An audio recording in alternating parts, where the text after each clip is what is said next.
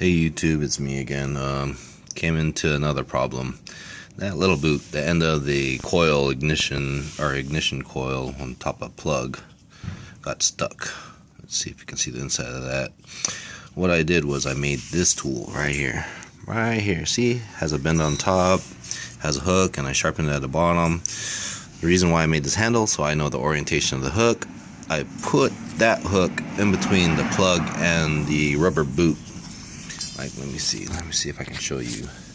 See that hole in the center right there? That's where the spark plug's supposed to go. You get that hook in between the spark plug and the boot. Shove it all the way down, and then twist. The hook will be like on tangent to the plug, and you shove it in as far as it can go, and then you twist the handle, forcing the hook out, and then pull up, which forces the hook into the rubber, and then therefore the boot can come out of the deep well of the engine. So this is a tool I made. Bend in any orientation. It's just a dry cleaner's hanger, and I just cut it off, sharpened it up, bent it around with some pliers, and I took out this boot in a very deep well. So hopefully this tool will help you out. No patent, no nothing. I just like to help people out. Alright, take care. Bye.